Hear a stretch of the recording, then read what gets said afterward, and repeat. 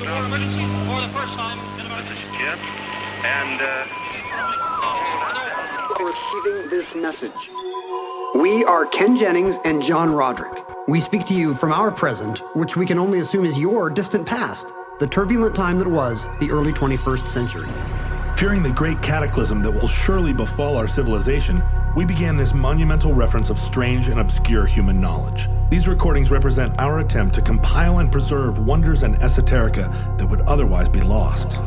So whether you're listening from an advanced civilization or have just reinvented the technology to decrypt our transmissions, this is our legacy to you. This is our time capsule.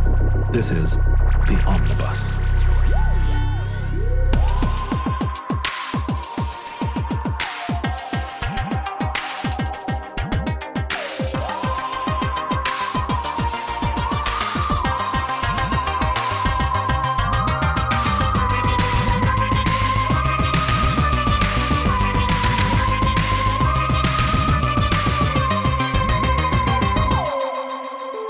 You have accessed entry 1080.NA0302.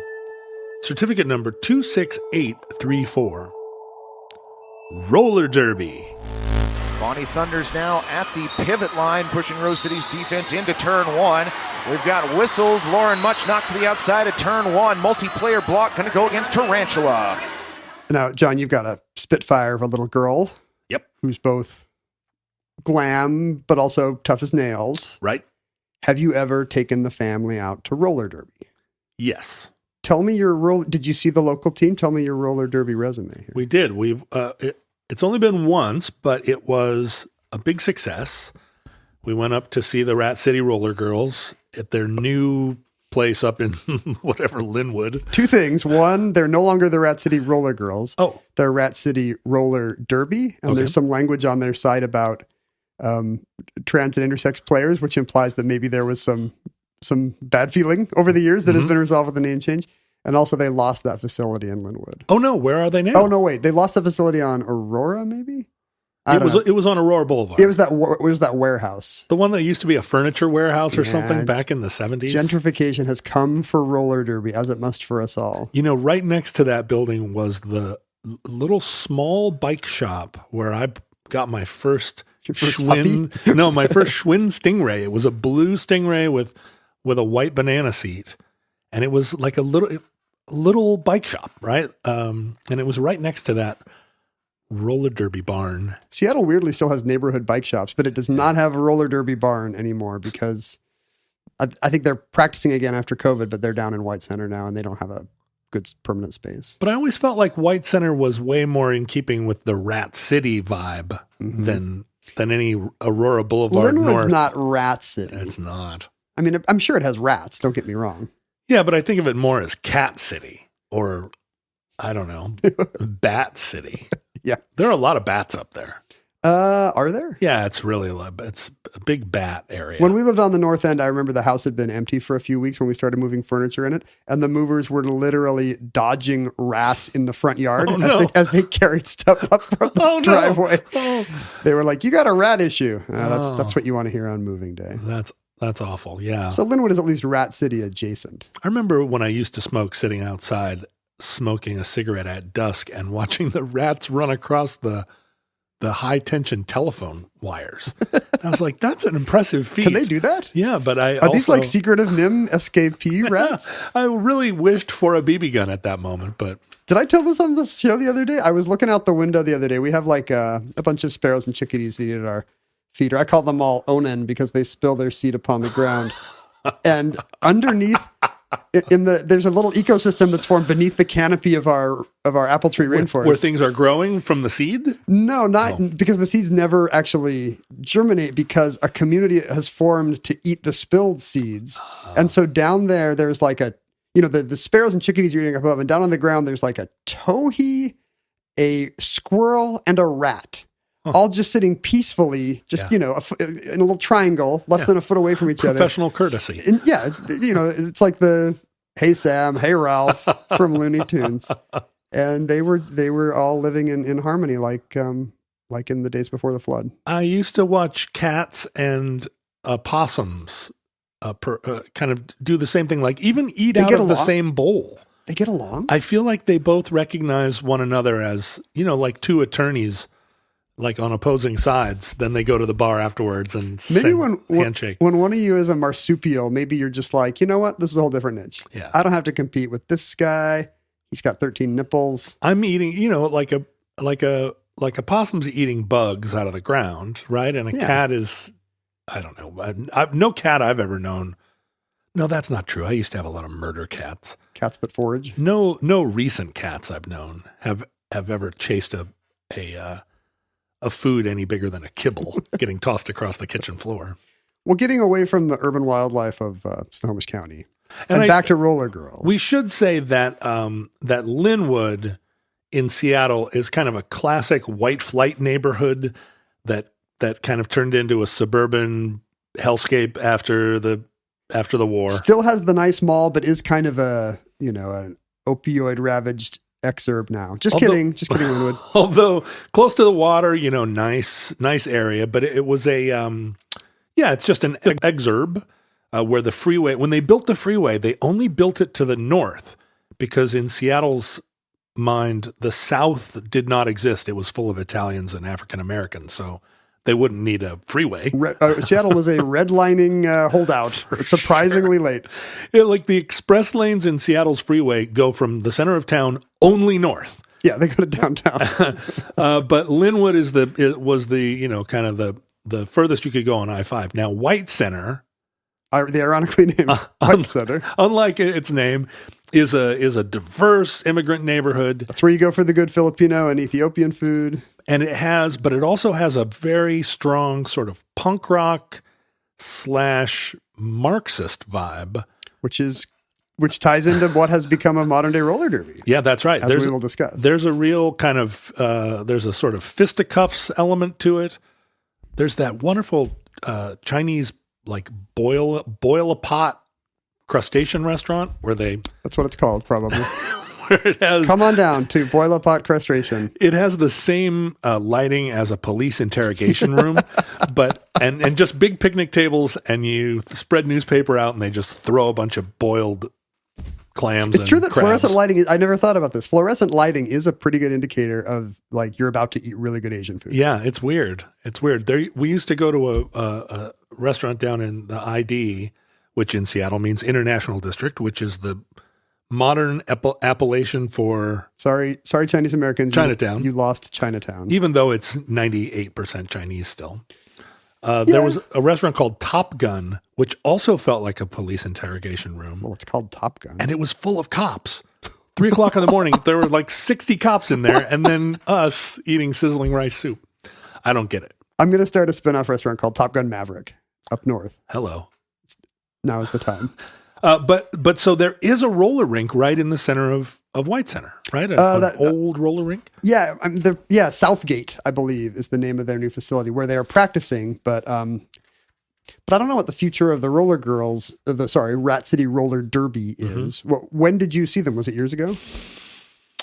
I mean, I wanted to raise my daughter as a complex modern person, and so I think I took her to see roller derby when she was between 6 and 8, and it was very exciting to see that much just full contact slamming into one another because, before that, she only could practice that kind of judo on me, her father, a person that she practices every kick and punch she's ever seen on TV.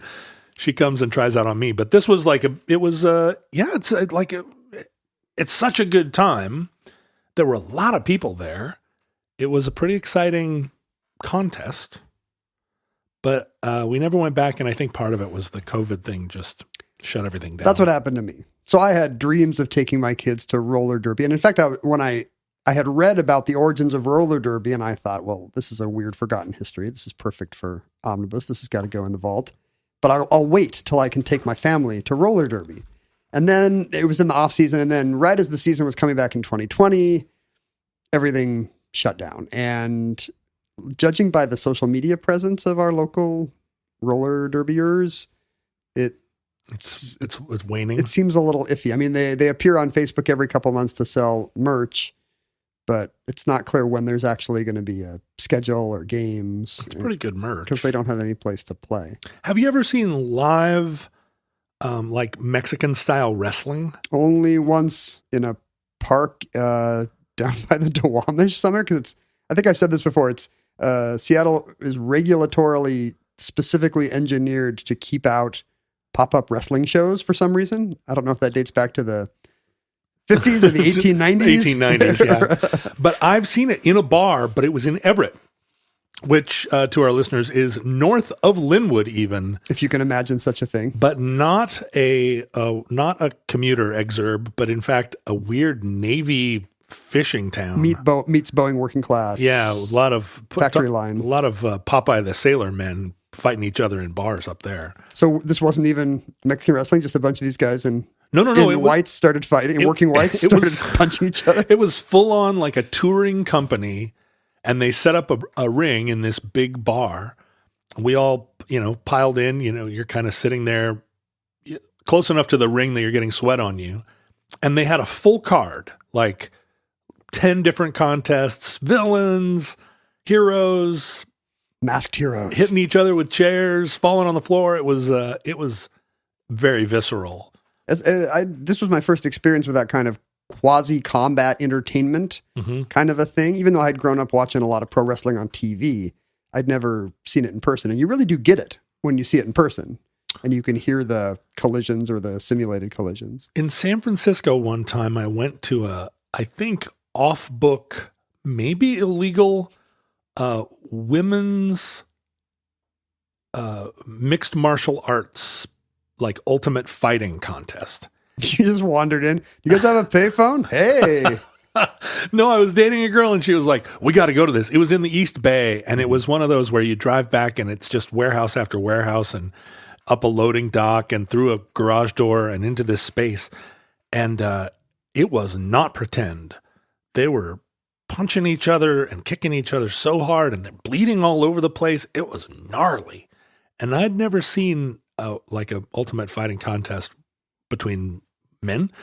And so, but you knew this was much better. Well, it absolutely was. And it was, it was intense. Like some of these people were hardcore, and the whole thing has stuck with me. Well, those who are familiar with roller derby from its 21st century incarnation as kind of this post-punk, lefty, third wave, feminist, proudly violent, but also kind of winking and self-aware, super queer core media property. Yeah, extremely queer friendly. Might be surprised at the origins of roller derby, which was once mass American culture and is kind of forgotten now. A time when John and Jane Q. Public would just spend 8 hours a week watching roller derby. This is like the Ice Capades. Like the Ice Capades entry. I only have a sense of this from a Paul Newman movie? Is there a Paul Newman roller derby movie that I would have seen in the 70s? I don't think so. Did you fall asleep during Slapshot and start imagining a weird third act? Maybe. I'm trying to think what the closest Paul Newman movie to this is. I mean, roller skates are an extremely old invention. Roller skates are older than America. And actually holding up better, quite honestly. Are they from the Roman era? Yeah. If I asked you who invented the roller skates, would you imagine some Mesopotamian guy chipping bronze into little wheels and then zipping around? It has to be after the invention of wheels. Yes. So we know the Incas couldn't have been roller skating up and down their mountain passes. And after the invention of shoes. So without shoes and wheels, very hard to make a roller skate. You're really starting from first principles if you don't have those. Let's see. And what else? It might take a time traveler. After the invention of floors.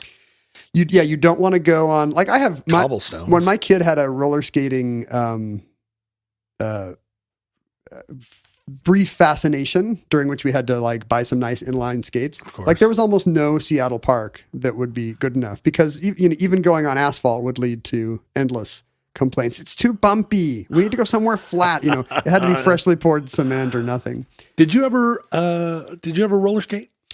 I went roller skating a couple times in college and never enough to get good. And I finally just was like, okay, I'm going to learn to inline skate because such was the style of the 90s. Sure. And a girl in the next apartment was like, oh no, I love rollerblading. I'll show you how to do it. And I never got confident. I never turned that corner. And, I literally never turned a corner. I just went into the bushes. This may be another one of the generational differences between us, the what would seem to be a small difference in age. A small Gen X gap. This is old Gen X versus young Gen X, but roller skating was huge when I was a kid. And this might be a Korea thing too, but yeah, I think I missed it by virtue of, because if I'd been in the Northwest, what else are you going to do in the rainy winters? I mean, there were so many roller rinks up here. They just closed one that was down in Federal Way, like a classic old roller rink, just closed during the pandemic. But growing up, like on a Saturday, we all went to the roller rink and skated around in circles. And the kids that were good could skate backwards or do, little tricks, and the rest of us just kind of skated around in a big oval. It was the first place I ever had a graveyard, which is what we hear in the Northwest. I thought you were going to say a kiss, but yes, I know what a graveyard is. I don't. I'm vaguely know what kissing is, but graveyards I'm aware of. Graveyards are what you do if you go to the fountain drink and you put some of all the different pops in one cup. Let us know what you call graveyards in your home time and prefecture. This is one of the regional differences in the United States, right? The graveyards have different names. Maybe nobody else has ever thought of it. Maybe we're the only ones that do it. Other places are like, well, you can't do that. The rules clearly say. Do you think in New Zealand they're like, what? Mix? Well, they don't have root beer or Dr. Pepper there, but like mix 4 kinds of Fanta. What are you? Yeah. We can mix all the Fantas. You get that weird brown stuff that's like, when they make the mystery flavor Chupa Chup at the end of the run.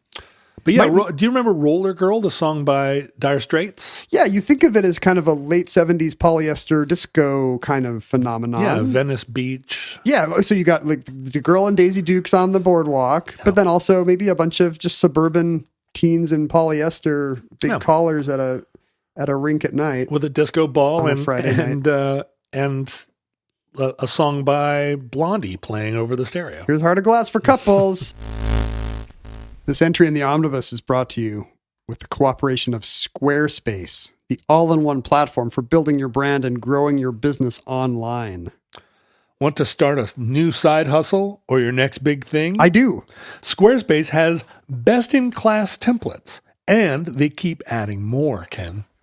Now you can just browse the category of your business to find a perfect starting place. So, for instance, in my case, the Roderick Group. What do you guys sell again? Roderick. We sell Rodericks. And me, being the primary Roderick, I can just browse the templates of business categories and find the one that serves Rodericks the best. And you'll immediately stand out with a beautiful website that engages your audience. It doesn't matter what you're making or doing or selling. They've got the tools that any business would need. Like they've got e-commerce templates, but also inventory management. They've got checkout. They've got secure payments. You don't have to worry about any of that. It all comes with Squarespace. Now, you could be, like I would be, starting a business that's by appointment. See, the Roderick Group... Do you do massages? No, but if you want that sweet Roderick action, you're gonna have to make an appointment. And you're a busy man. That's right. Squarespace, like for instance, if you were a personal trainer or offering consulting services, which I would be doing, or you're a general contractor who goes out to do estimates, guess what, Ken? Squarespace can add online booking and scheduling online booking and scheduling to your Squarespace site.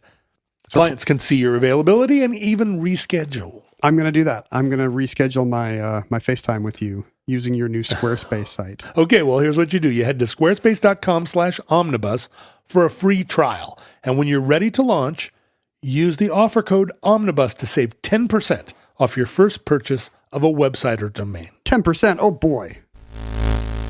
My kids still both go to the roller rink in Shoreline with friends. Do they really? So it's not dead, apparently, but I'm not sure how common that is. But it's not inline skate. It's quad. This is quad skates again.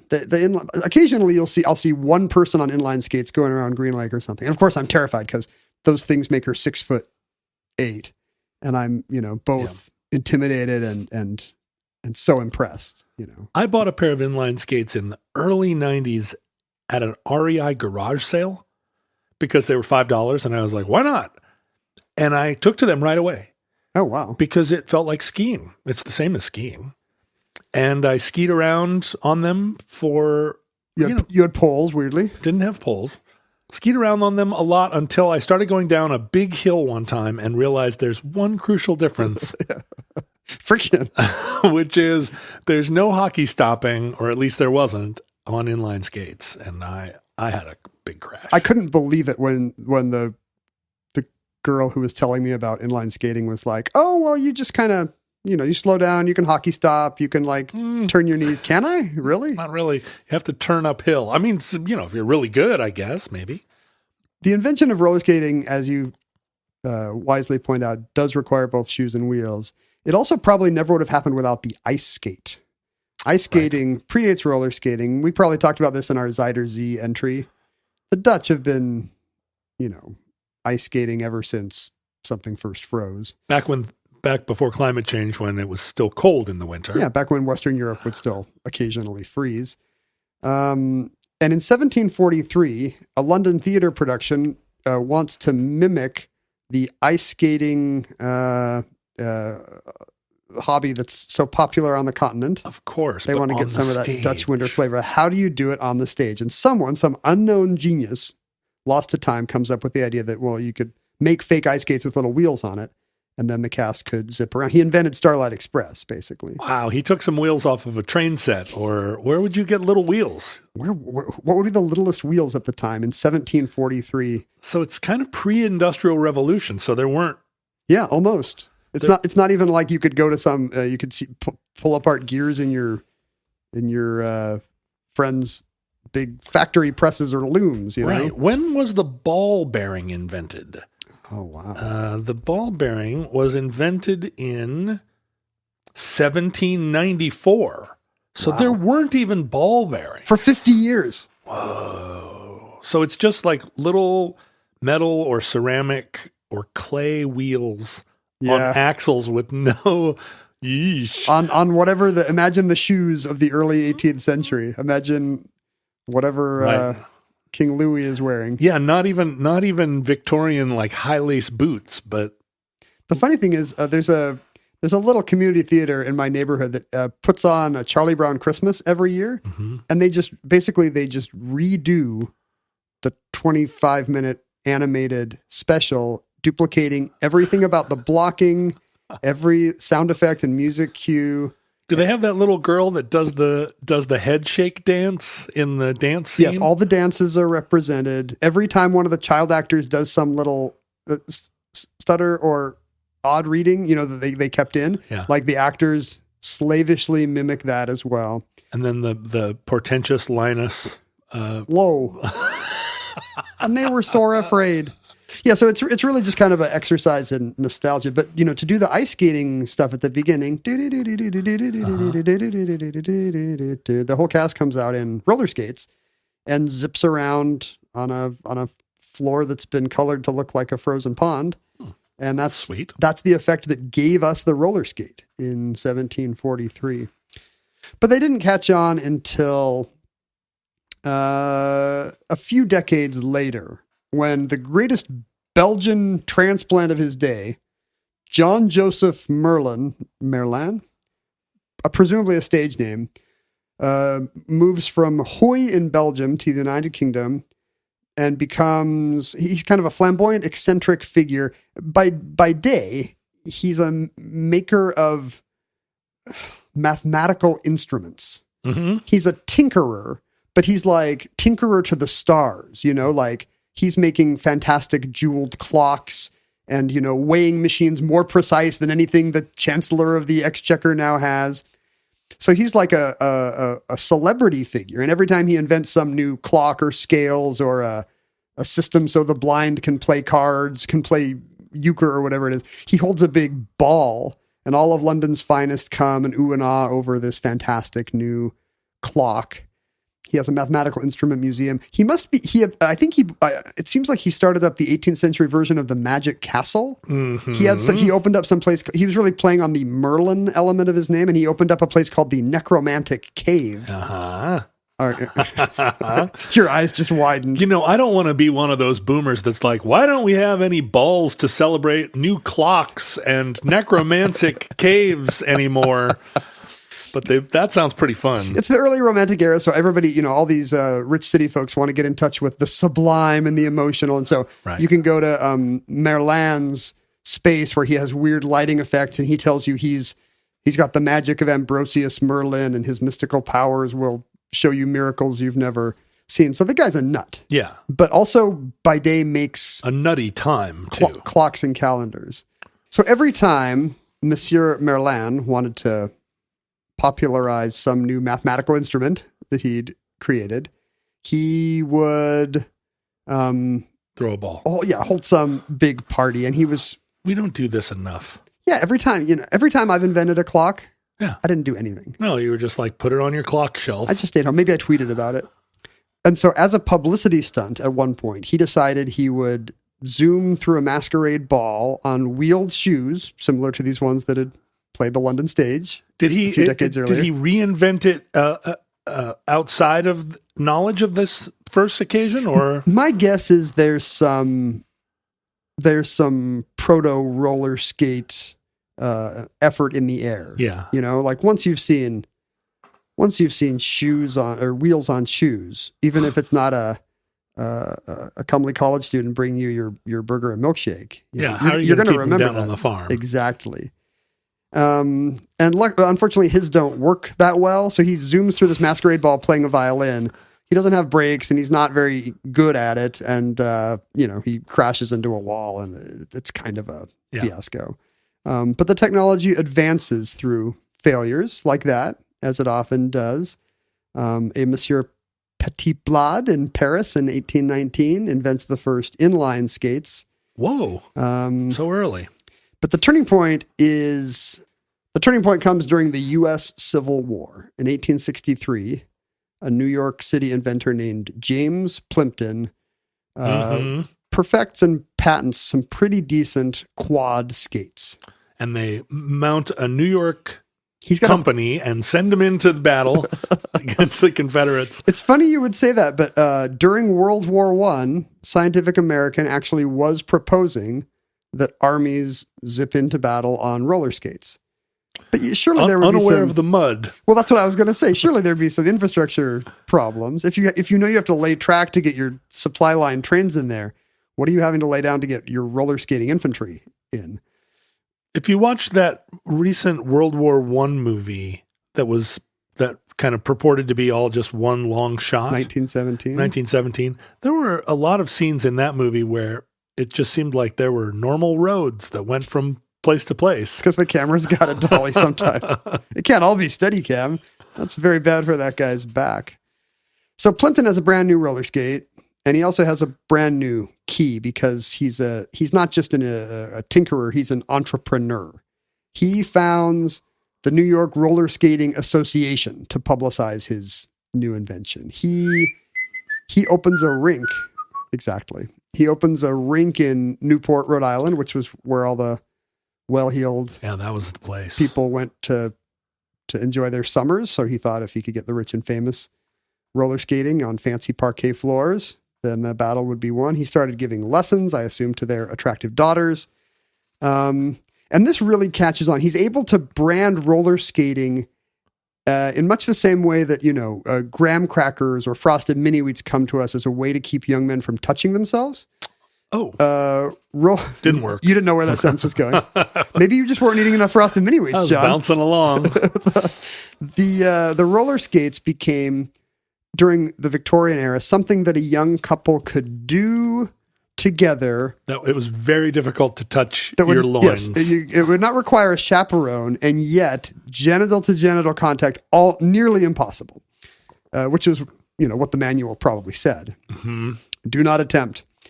So this becomes a fad. Rinkomania, as it was then called, hits both British cities and the United States, principally New England.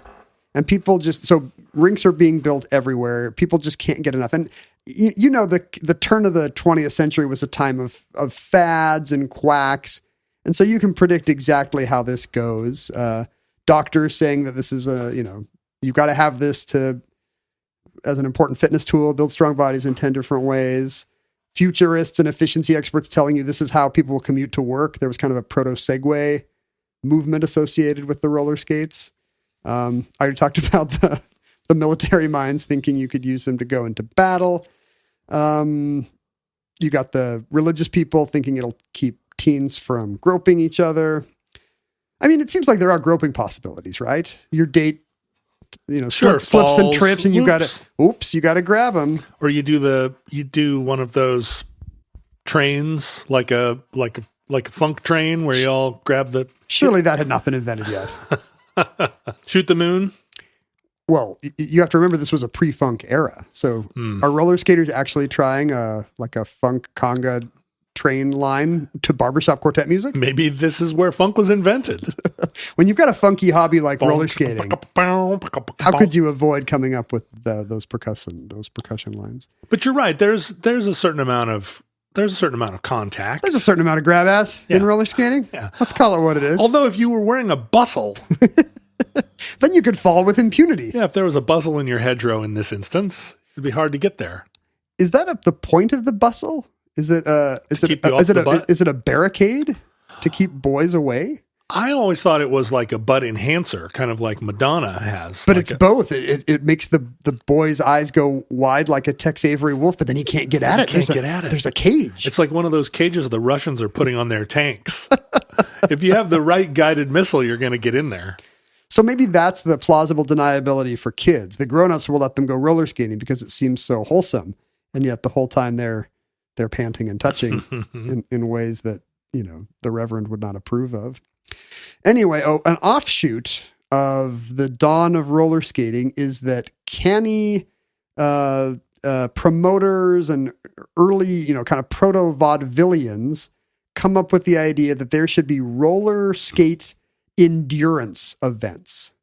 Oh, sure. Because it's become a fitness fad, right? So it's one that's very hard to make competitive with, Harvard can't play Yale at roller skating. But you can see who can do it the longest. Who could roller skate the longest? So in 1885, for example, Madison Square Garden, whatever it was at the time, probably an actual garden. Right. Definitely not a replacement train station.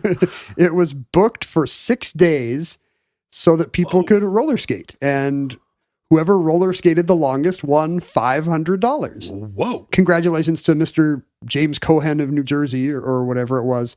Unfortunately, he took home the $500 only to die the next day. I was going to say. Because roller skating for 6 days, it can't be good for what else. No. Almost certainly that would kill a normal person. But as these events started to catch on of just the how long can you skate fad, as an obvious corollary to that, there came to be a little bit of jostling and pushing. These events got rowdy. If you wanted to stay upright, maybe you could trip or push your opponent. You can't count on him to die the next day. It won't happen every time. It's just now occurring to me that there isn't really roller skate based hockey as like a major sport, and it would seem to be so much easier to play hockey on roller skates than it is to maintain a whole ice rink. Right. Like to this day, one of the problems with ice hockey is infrastructure. So why is there not, especially with the invention of inline skates, why is there not inline hockey as like a major sport? It would be the same. Oh, maybe it's you can't stop. Yeah, but you can still careen into the you can careen into the boards. I guess the fans will stop you. But I mean, the hockey stop is a key. It's right there in the name. A key element to playing hockey well. Maybe they just haven't invented the right combination of gummy wheels that allow you to shroud. I think it's Big Zamboni. They don't want some ice-free, more convenient hockey variant. Sure. Interrupting their meal ticket. Big Zamboni again. Stand athwart progress. As it always is. First, they start the Spanish-American War, and then No, they didn't. So by 1922, we see the first event, one of these endurance events that's called a roller derby. Oh, yeah. And has nothing in common with our modern roller derby, except that a derby would be a big sporting event, often a multi-day one. So come on down to the whatever Coliseum and see who can outlast the others in the roller derby. And of course, during the Depression, if you'll recall, this kind of endurance event really caught on because no one had a job. And it's how you could win a car or win a bicycle. Today, we go to sporting events that are 90 minutes to 3 hours long because we all have work. If it's the Depression and no one has to be anywhere, why not have a dance marathon that goes for a week and a half? Yeah, why not? A nickel to watch. Yeah, you pay to enter, you pay to watch, and there's a grand prize, a Packard or something for the winner. So at these derbies, they must have also had speed contests, races. I mean, surely it wasn't just the endurance, because if you're going to call it a derby, it's got to have at least one other element. I think it was largely people going in laps. At some of these later ones, there were, interestingly, song and dance breaks. Yeah. Like the other event would be kind of a vaudevillian dancing on skates, a musical number for the crowd in the cheap seats. But at the time, it was really just like, who can go around this track counterclockwise the longest? And just like NASCAR, it started to take off when there were crashes. Yeah. That's what made roller derby something that people would want to go to. It really says a lot about human beings. I don't want to see people successway go in an oval. I want to see them unsuccessfully go in an oval. I feel like this is true of all humans around the world. It's like, oh wait, somebody died? A train arrives at its destination? Boring. 2 trains slam into each other in the desert and can never be useful again? Perfect. Well, this is when we meet the brainchild behind modern roller derby, whose name is Leo Seltzer. Mm-hmm. Which sounds like checks out. It sounds like it's almost too on the nose. It's some goyish idea of a guy making you an egg cream. Leo Seltzer. And Leo, as you can tell by the name, Leo Seltzer is from Portland, Oregon. Yeah, sure. Weirdly. Famous seltzer town. He owns a chain of he has bought a chain of movie theaters in Portland that are struggling. And he finds that these Depression era dance marathons are taking away all the kids who used to come neck at his screenings. No. Yeah, everybody was going to come see Valentino or Clara Bow, and instead they're all over at the roller brink doing the Lindy. And of course, these dance marathons kind of turn it. You can't really dance the whole time. They kind of eventually just turn into stagger and walkathons. Or you kind of make a little matchstick house with each other and fall asleep on each other's All shoulder. I know about this is from the movie They Shoot Horses, don't they? Do you know? Right. Yeah, right. Which it does end up with that. They're just kind of like leaning on each other and somebody's jabbing you because if you fall asleep, you're disqualified. So he comes up with this idea. He sees the dance marathons that have just turned into walking and he thinks, well, roller skating's better than walking. So he comes up with his own marathon that he calls the Transcontinental Roller Derby, which he puts on at a Chicago stadium, even though or at a Chicago roller rink, even though the idea came from the struggles of his Portland businesses. It's called the Transcontinental Roller Derby, not because anybody is going across the continent. They stay in the Chicago rink, but they're going to go 57,000 laps. Which is the equivalent of going across the country. It would be 3,000 miles. That's what it would take to get from Boston to San Diego, or however he bills it. You don't do it continually. But you do have to skate 11 and a half hours a day. Wow. It's not clear where maybe it's a 12-hour day with a half-hour lunch pail break. And does someone come out in a sequined bathing suit with a pillbox hat and hold up a sign that says, "Now entering Yeah, probably. Indiana. Here's Milwaukee." I think you're probably right about that. That's what I would do. Yeah. And this is a huge hit, this event, such that in the 1930s, he takes it on the road. This kind of becomes the ice capades of its day. It's already on the road, and now he's taking it on the road. It's really on the road. So he's going to roller rinks all across America and holding one of these skate for 3,000 mile competitions. It's a team event. which is kind of what gives us our modern day roller derby. But I think the whole team has to. I don't know if you can tag in and out. I think you might have to all stay. Everybody has to get there. Yeah. Whoa. And this leads to what is still fondly referred to in the skate community as the golden age of roller skating. The apparently baby boomer America, which we celebrate their entire catalog here. Think of all the great things they did. They put lead in gas and then they took it out of gas. Yeah. Oh, they were just standing around when that happened. But yeah, yeah. The baby boomers, I think, were best at being there. They left when other things happened. Yes. Except for in American cities. They decided they did not want to be there. Right. They wanted to be in a concentric circle around there. Or their dads and moms did. Yeah, let's blame the greatest generation. Yeah. Why not? I was reading a thing the other day that was written before World War II or right during World War II that described the greatest generation in the language of the time. And it was like these young people with their dumb vitamins and they've all grown so tall, but they have no brains. I was like, oh, those are the heroes of the 20th century. Not to their parents, they weren't. They were just kids that wouldn't slop the pigs.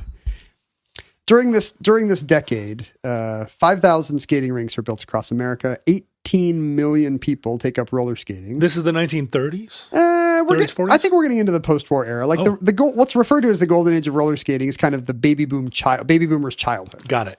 So 40s into 60s. If you read the literature about this, the boom is credited to a World War II desire to relieve the stress of war without having any sex. But another way? But do you believe this? Let's say you're stressed about your boys fighting overseas. Is the best way to do that to put on a pair of roller skates? Is this a normal reaction to a global warfare? I mean, maybe if you come back from the war scarred and you put on the roller skates and somebody goes, retreat! And then you just get to retreat for forever, for miles and miles, like still retreating. You're unwrapping all the trauma that happened to you during your advance on Bastogne. That's right. Just keep going backwards until you're back home. So these kind of team concentric races continue they're a popular sidelight to the golden age of roller skating, which is really it's not that different from what it is today. Teens going to the rink with a group of friends and hearing, it would be Frank Sinatra instead of Weezer, but it's just a youth thing to do. The difference being there was only I Love Lucy and the Honeymooners to watch on TV. Yeah. So maybe that's what explains it. People say that it's to relieve the stress of war. No, it's because there's not enough pop culture. Right. Like, get me out of the house. So this Leo Seltzer's circuit is traveling America in the golden age of roller skating. And at one point he pulls into Miami. Leo remembered this variously as 1936 or 1937. And there's a VIP in the house. A lot of these, there's a list of, you won't believe who's here at the Transcontinental Roller Race. Eddie Cantor, Jack Benny, Ginger Rogers. Big stars would show up at this new faddish thing. Yeah. Because that's what stars do. But in Miami in 1936, it happens to be no less than Damon Runyon who is in the house. Could you tell me anything about the fairly forgotten figure Damon Runyon? Damon Runyon, wasn't he, this is a thing that you're going to know because I studied for this show. Yeah. Wasn't he, was he a film director? His association with film is mostly his short stories that got turned into films. A newspaper guy. Yeah, he started out as a journalist and essentially he's kind of the origin for a lot of our modern ideas of what sports writing is. A fedora, a cigar. He was the Hearst Publications baseball guy. Oh, okay. And modern baseball writing pretty much wouldn't exist without him. The funny thing is, after his sports writing career, he went on to greater fame, writing short stories about Midtown Manhattan, this milieu that he knew pretty well, but also stylized of con men and hustlers and mobsters and gangsters and gamblers and showbiz types that would kind of congregate around Midtown looking for a dice game or a Judy who was hot to trot. He started out as the Robert Duvall character in The Natural and then ended up being a kind of Sam Spade. Yeah, except even more so because he has genuine literary pretensions. He writes all these short stories that later become movies. The Capra movie Lady for a Day is based on his book about one of these kind of downtrodden women. A couple Bob Hope movies, The Lemon Drop Kid. He always wrote about colorful gangsters with names like Harry the Horse or Barely There Benny or whatever. Is he?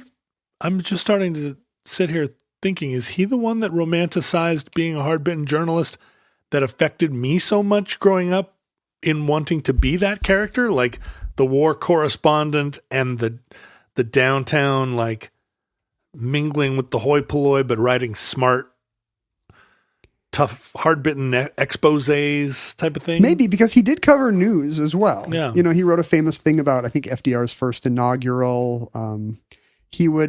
Most of that probably comes from World War II era stuff, Ernie Pyle and Edward R. Murrow in London.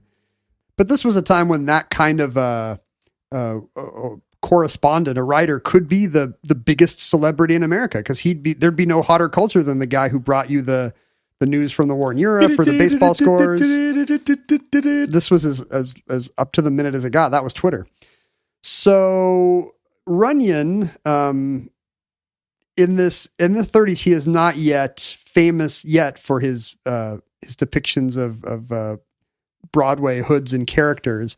But later, his short stories about those guys would become the basis for. He wrote a short story about a gangster named Sky Masterson, who falls for a Salvation Army minister named Sarah Brown, and that and a melange of his other stories becomes the basis for the Broadway hit Guys and Dolls. Right. So mostly we remember Runyon today filtered through musical theater, but his stories very much have these over-the-top characters who speak this bizarre kind of heightened English that has kind of a criminal-sounding argot, but is also very lofty literary Shakespearean speech. His characters weirdly always use the present tense, even when they're describing the past and the future. They never use contractions. Uh-huh. So to this day, if you've heard a gangster say, leave us enter the speakeasy and see if a game of dice might await us, something like that. It's the way that Fat Tony talks on The Simpsons. Yeah, right. That's 100% just a creation of Damon Runyon. And he knew actual mobsters. I mean, he knew Dutch Schultz and all those guys, but I don't think they talked like that. He was making it safe for the Saturday Evening Post by making them, funny and fun and witty,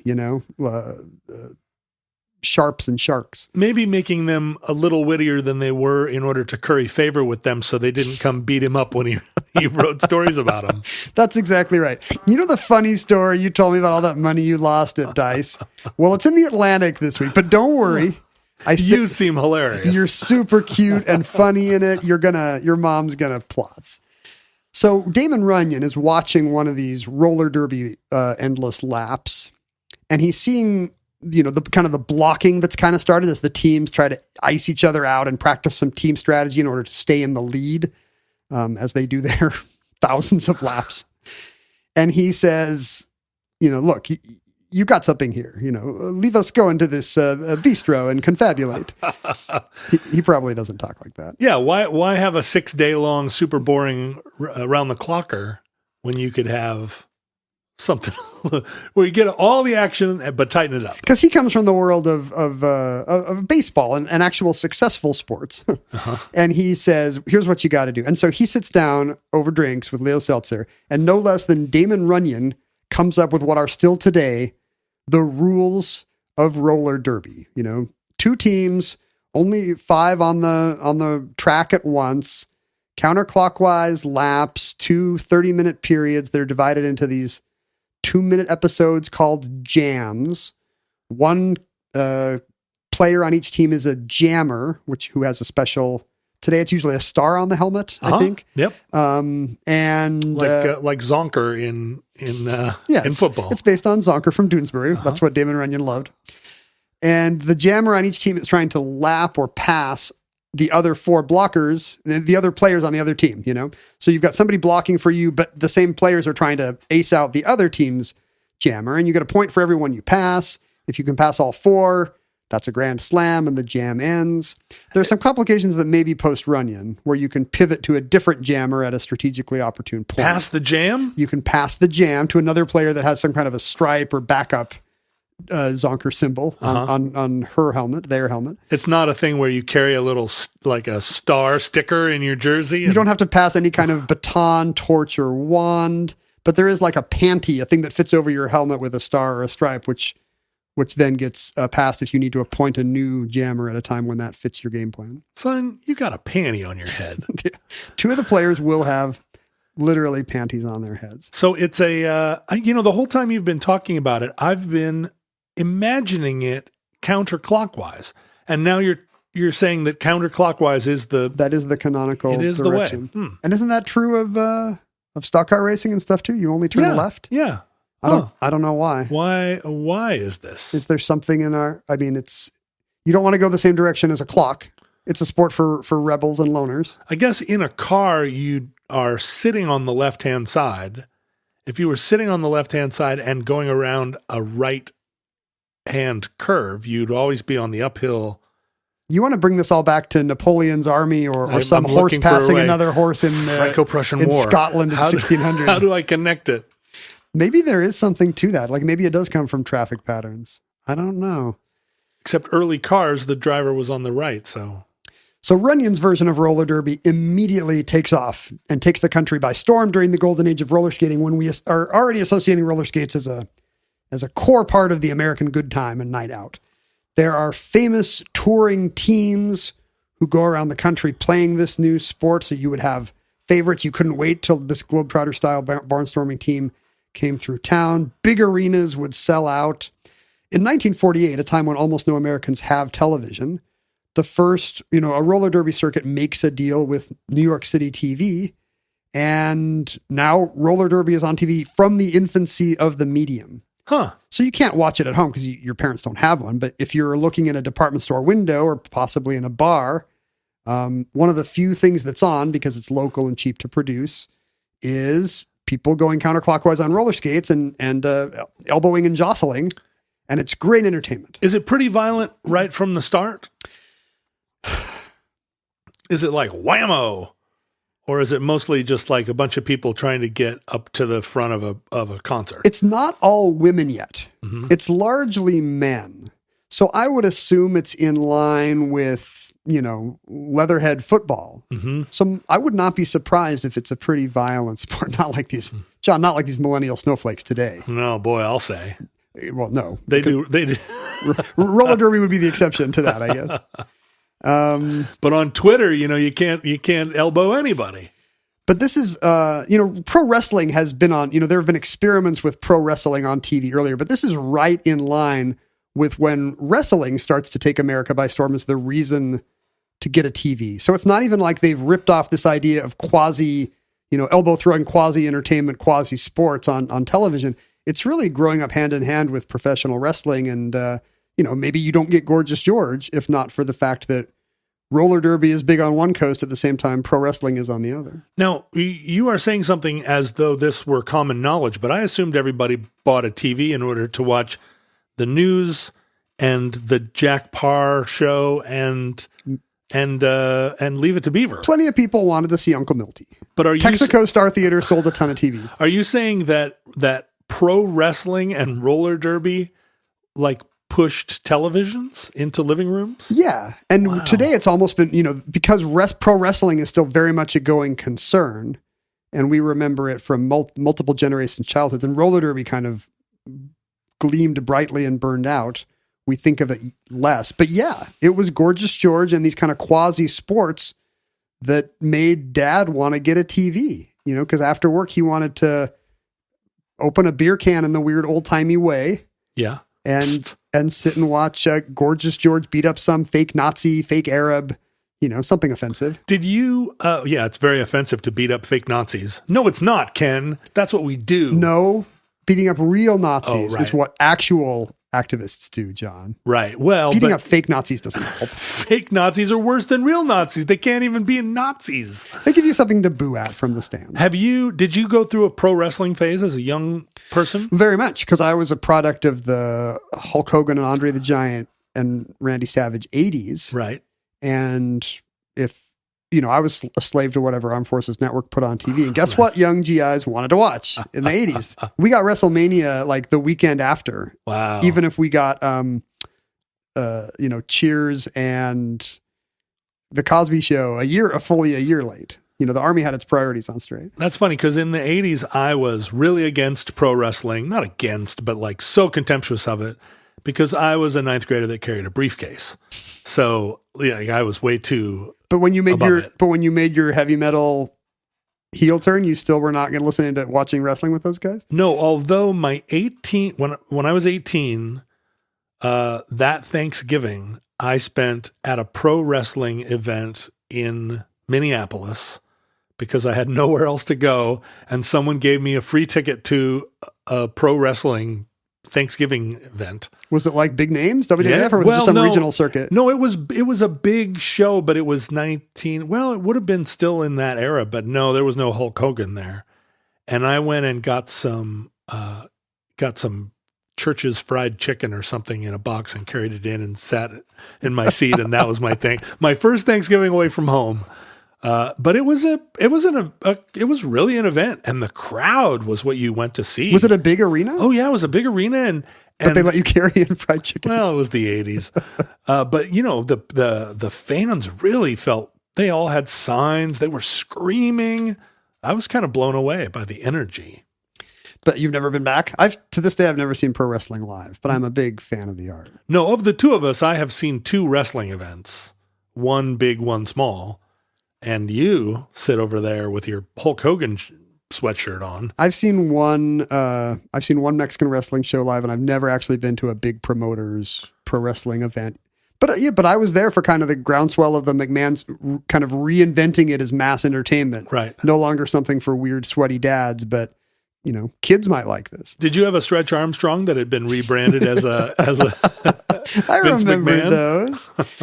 Sadly, by that time, roller derby has died. Wrestling has survived its wheeled compatriot / forebear. So was it primarily a 60s vibe? I feel like it's got to be the invention of actual counterculture that kills roller derby. Leo Seltzer always blamed the gas crisis. Oh. Like you can't heat the rink. People are staying home. But really, is the gas crisis really going to kill roller derby? It kind of goes along with biker movies, and it might have been the war in Vietnam. It started to seem too kitschy. It might be something even more banal. Seltzer also blamed the vagaries of television syndication. He never had a big network deal, which means he was negotiating separately with some station in San Diego and some station in Topeka and some station in Houston, and it was just a constant stream of, no, don't move us to 2 a.m., please. Like, give roller derby a good slot. Put us on after Star Trek or something, Was Pinky Tuscadero a roller derby? Isn't she more of a motorcycle? Does she do roller derby? I don't know. I feel like one of the Tuscadero sisters was a roller the funny thing derbyist. is that's possible because in the 70s, that would have been some idea of 50s nostalgia is, tough girls who do roller derby. Yeah. Because putting it on TV, just like with wrestling, it did mean you wanted some of these strong, glamorous women. Which would have been super unusual in any kind of other broadcast sports at the time. But the Vegas vibe here made you kind of want a glamorous showgirl type. Plus, it would keep the horny dads watching. When did it transition to being primarily a female sport? Much more recently. So after Seltzer pulls the plug in 73, there are a couple attempts at revivals, because he pulls the plug on it right as roller skating is kind of becoming the Gen X touchstone of, like we said, the girl in short shorts at Venice Beach and the disco suburban kids. Right. So there's a sense that this was mistimed. The roller derby could have stuck it out. So there's a couple TV attempts to bring it back.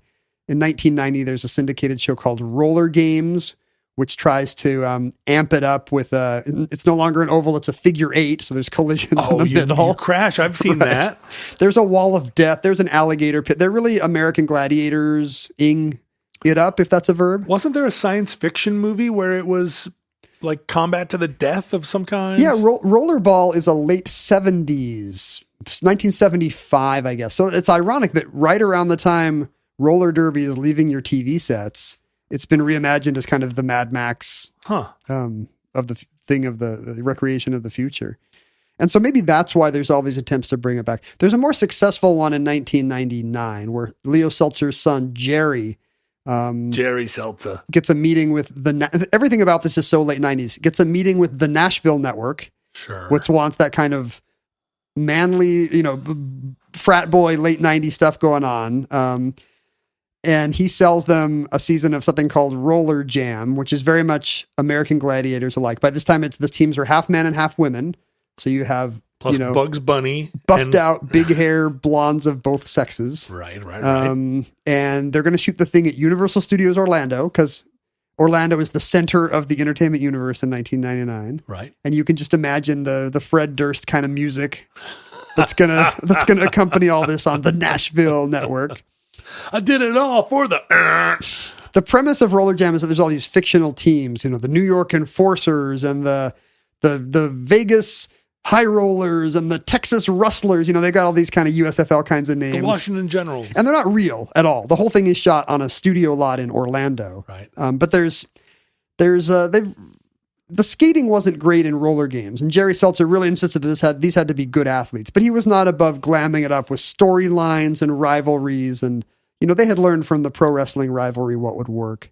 And in fact, the LA team, I believe the Quakes, had a series of scantily dressed blonde girls called the Beach Babes or something, who would do the Quake shake and shake their moneymakers. Mm-hmm. So it wasn't all about the skating talent. It was clearly some man show. There's clearly some man show kind of vibes going on. This would have been like peak Baywatch too, right? Exactly. So, yeah. I mean, this is what syndicated TV was. It was somebody on Jerry Springer, pulling down their shirt or ripping off somebody else's shirt and slow motion Baywatch jogging. And that show lasted 3 or 4 seasons. It kind of went off the rails a bit, and you really started emphasizing more of the American Gladiator thing and, less about the actual competition, more scripted entertainment. But the funny thing is, during that time frame of roller derby re-entering the public consciousness, it kind of became a grassroots movement, and seeing these, tough women excel at a sport where they could play as well, or as we've seen in the World's Fastest Cyclist entry, outplay any man. These leagues that were popping up were all women. And it was after the Riot Girl movement. So it very much had that. Is there really anything Olympia you could say as being after Riot Girl? It was after the dawn of the Riot Girl movement. Sorry. I don't want to imply that we're not living in a 100% Riot Girl era. Truly we are. Because we are. And this was the time when roller derby gets its modern third wave feminist accoutrement. The gals with the fun names, like a kind of a Lucy Lawless, and it just takes on drag queen names, but from a more athletic point of view. Sometimes they're socially aware, like jokes like Ruth Bader Hitzberg or something like that. But then often they're just like garbage pail kids' names. Here's Anna Mossity, something like that. Where they're tough, cool, larger than life personas, just like a pro wrestler. The discussions still happen about, is this just for the male gaze, or is this good female empowerment? Scantily clad women knocking each other over. I mean, it's a certain type of male gaze that wants to see tattooed and tough chicks beat each other up. Yeah, but this is the age of suicide girls, and that's kind of a common fetishization. It's a common aesthetic now. It's not super underground anymore. I love that the first mention of suicide girls on this show came from you. Via roller derby. That was my way into it. That's pretty nice. We really have met in the middle. I'm surprised you even know what that site was, John. I know. Weird. You're not the right era or demographic for that at all. But one thing that's often said in defense of it is that, besides just all the other third wave feminist stuff you can say about, well, they choose what kinds of image to portray and what kind of sexuality to possess. But the thing about roller derby is the players, the athletes are also very open about their scars and the knocks they take and their bruises and their injuries. And so, despite some things that are glammed up around the sport, there's still a real culture of valorizing the scars and the bruises and the missing teeth, like a hockey enforcer in 1968. It's a road warrior meets Courtney Love. Like, you still see a lot of ripped fishnets and, and torn tank tops and Joan Jett kind of makeup and yeah. But at the same time, it's got that road warrior kind of pads, and it's nothing like female pro wrestlers who are all still very coiffed and self-possessed. Yeah. It does feel street. It feels like you quit your job as a bar back and head down to the roller rink. Yeah, there's an authenticity to it. It's not Vegas, it's Olympia. And by 2004, the WFTDA is formed, the Women's Flat Track Derby Association, which it's kind of it's a blanket umbrella governing body that now oversees 463 different leagues. Interesting in that it's 30 countries. Flat track rather than banked track, because when I think of roller derby in the 60s, it was banked ovals. Yes, and a lot of these roller derbies from that golden age were on banked tracks. And I'm not sure what the difference is. I mean, faster maybe? I guess, but can't you take corners faster if they're banked? Well, why it would be flat track? Yeah. Just because you could could do it in any rec center. I think that's the thing. Like, that's what makes it a grassroots thing, is you can find a bombed out warehouse in Linwood. Right. Next to your Schwinn shop. It seems harder on the ankles, though. Yeah, a lot of roller derby today is built around these like kind of whip-like moves that you can use to propel your jammer faster than the other jammer. But on a flat track, it's very easy to whip someone faster than she can corner. Yeah. So maybe right out the door. What we need is eccentric millionaires like us to fund banked tracks for more roller derby teams. Can we put them on aircraft carriers? on the deck or on the more I get to be a billionaire, the more I just want to repurpose aircraft carriers. Do you want one aircraft carrier that has one of everything, or do you want one aircraft carrier that just has roller derby, one that's just for I don't know, what else do you even want on an aircraft carrier? I feel like, yes, if you put one of everything on an aircraft carrier, and then it was out at sea constantly, because it's a nuclear powered, and it just goes around the world. Observes no laws. It observes no laws. It's just a water world kind of a palace of sin. Why are there not those? Haven't you just described Carnival Cruises? That just seems amazing. No, Carnival Cruises have too much chicken fried steak. No, I'm talking about a place that's like that. It's truly a bacchanalia. The grassroots building of roller derby has really caught on. There was a hit documentary called Hell on Wheels, and then of course the Drew Barrymore, Elliot Page movie Whip It, which kind of created this new, pushed the comedic potential of the funny names and the tough gals, but also, the tough, hard drinking gals, but also they've got each other's backs, and it's a real girl boss, Yas Queen kind of a thing. Mm-hmm. Before that even existed. Yeah. Honestly, it's a real early manifestation of #slay, #girlboss.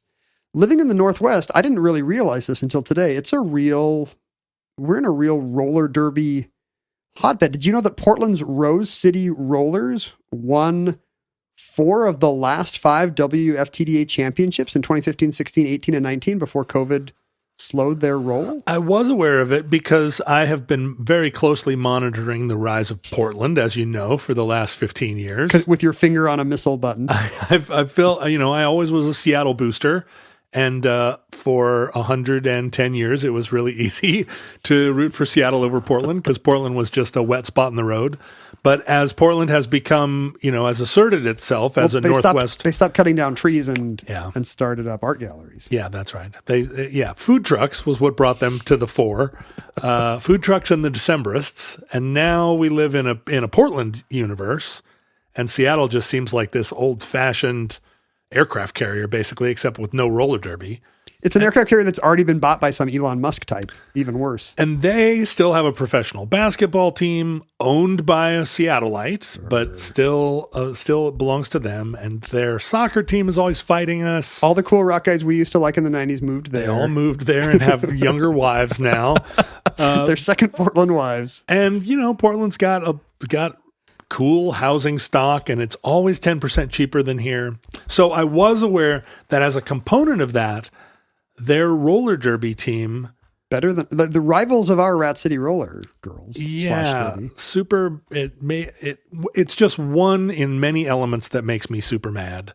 Not because I don't love Portland and want Portland to succeed, but only because I staked it all on Seattle, and Seattle just, I don't know, it's just boring. I wonder why. I guess it makes sense that the Northwest would be a roller derby hotspot. We also invented Riot Girl.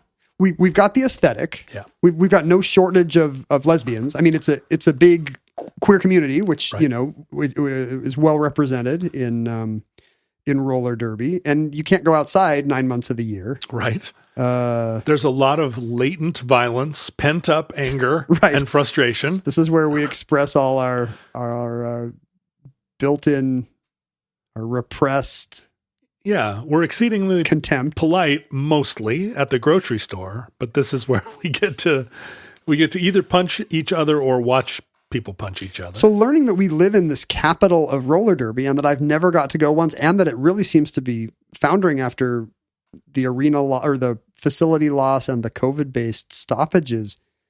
I mean, it really makes me think, Bezos is not going to step up and save local roller derby. No, he's trying to put roller derby in space. Well, why don't we go on a field trip?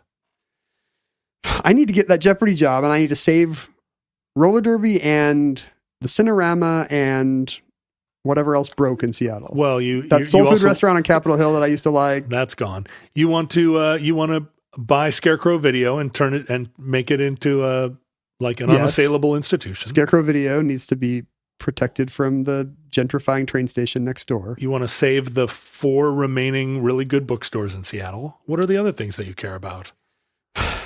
I mean, I'm okay driving down to White Center for Filipino food. I don't need to. How do you feel about Seattle cuisine? Are you gonna go to the mat for like a plate of gherkins? Here's the problem with Seattle cuisine, John. This is going to hurt your heart to hear. Portland is better.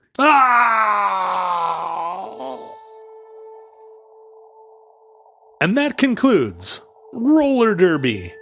Entry 1080.NA0302.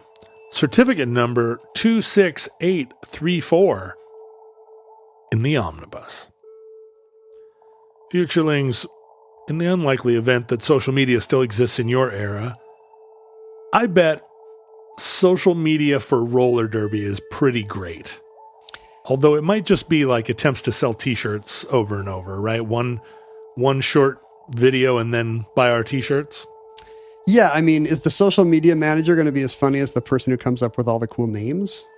Might be one and the same, but that's what you need. After you go check out Roller Derby on social media, come back to your friends at Omnibus Project across all platforms.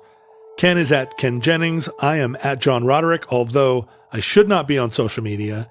And if you see me there, please very nicely remind me that I shouldn't be on social media. But you need a sponsor. Don't do it in such a way that it encourages all the people who are like, yeah.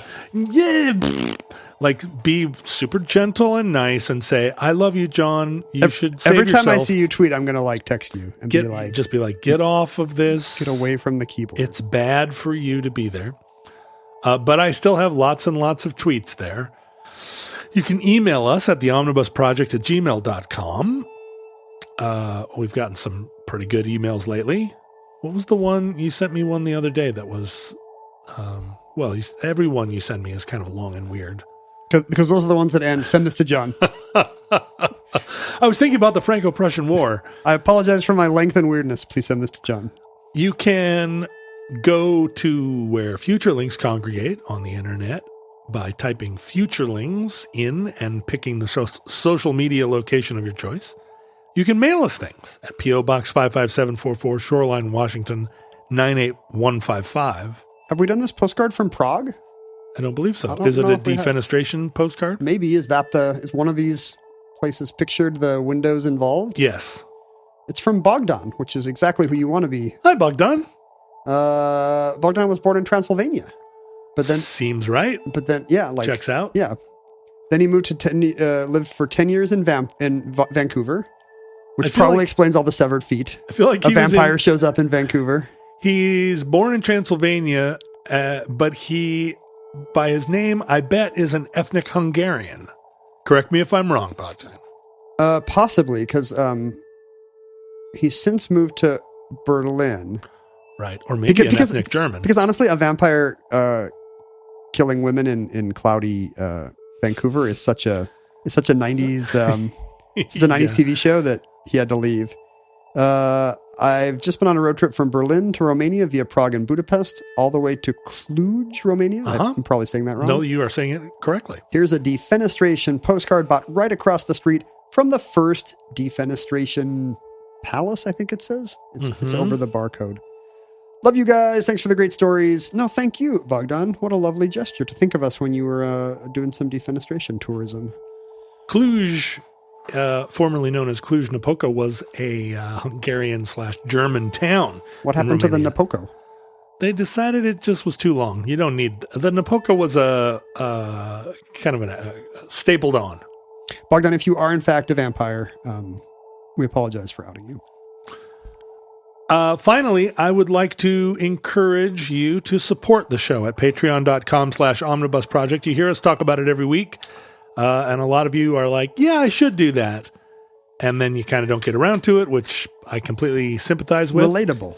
But let this be the moment that you say, I'm gonna, and go ahead and join our Patreon. We have a monthly addenda show. There are lots of other perks, things to see.